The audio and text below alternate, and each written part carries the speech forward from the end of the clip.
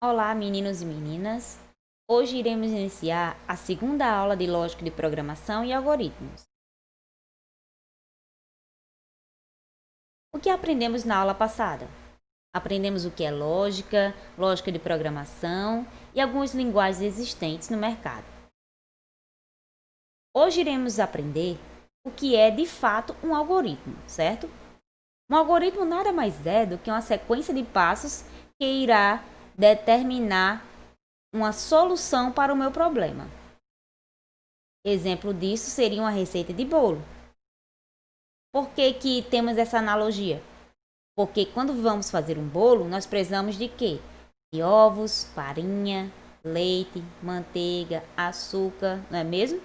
Então, nós temos esses elementos, nós vamos processar esses elementos.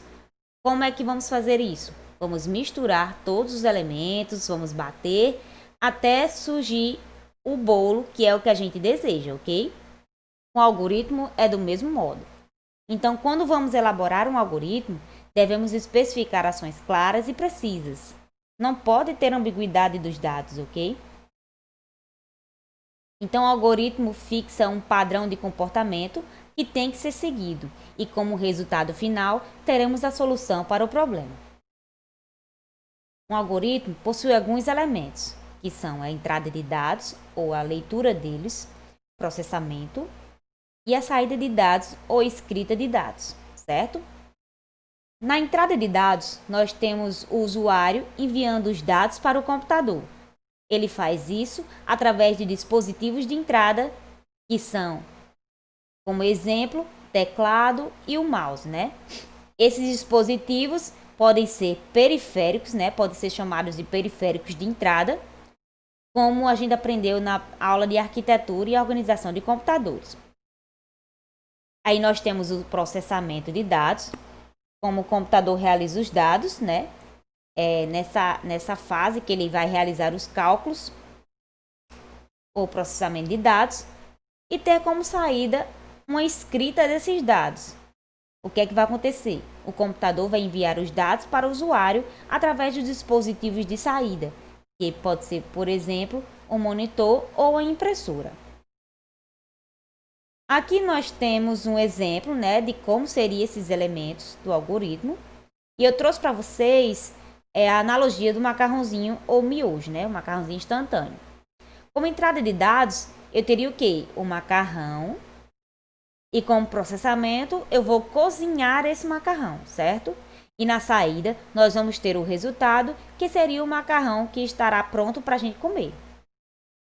Ok? Então, algoritmizando a lógica, nós temos a simples pergunta: por que é importante construir um algoritmo para fazer o meu programa? Um algoritmo tem como objetivo de representar fielmente o raciocínio envolvido na lógica de programação. Essa lógica é a mesma lógica que nós vimos na aula passada, ok? Pode ser traduzida para qualquer linguagem de programação.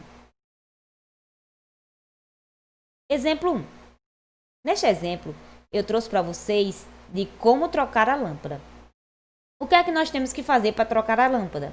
Pegar uma escada, posicionar a escada embaixo da lâmpada, buscar uma lâmpada nova, subir na escada, retirar a lâmpada velha e colocar a nova. Aí nós temos o segundo exemplo, somar 3 números. Eu vou receber esses números, depois eu vou somar os números e depois mostrar o resultado desses 3 números. O resultado seria a soma, né? No caso, iria ser apresentado na tela. Aqui nós temos um terceiro elemento, um terceiro exemplo, que é a média das notas, certo? Então, do mesmo modo que o exemplo anterior, nós vamos receber as 3 notas, somar as notas, fazer a média aritmética, que no caso eu vou somar as 3 notas e dividir por 3, porque é a quantidade de notas, ok? E vamos mostrar o resultado da média. E nós temos os tipos de algoritmo. Quais são os 3 tipos mais utilizados? Temos a descrição narrativa, fluxograma e pseudocódigo ou Portugal, como ele também pode ser chamado. Na descrição narrativa, nada mais é do que uma linguagem natural. é bem semelhante ao modo como falamos, certo? Como vantagem, não é necessário aprender nenhum conceito novo, porque ele já utiliza a linguagem natural que já é bem conhecida.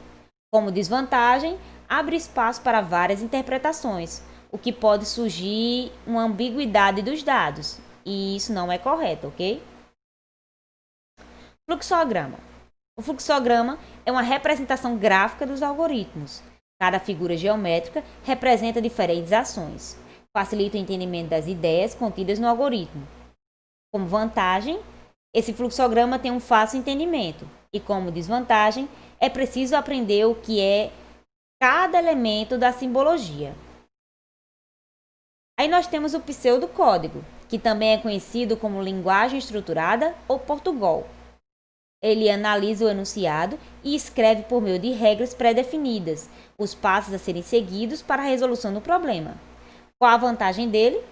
É que a passagem do algoritmo para qualquer linguagem de programação é quase imediata, porque é muito semelhante, como nós vamos observar na próxima aula, ok? E a desvantagem? Qual seria a desvantagem dele? É necessário aprender as regras do pseudocódigo, certo? Então, eu tenho uma atividade aqui para vocês. Eu quero que vocês me digam por que é importante construir um algoritmo e escrever um algoritmo para fazer um sanduíche. Se lembra do exemplo da lâmpada? Pois pronto.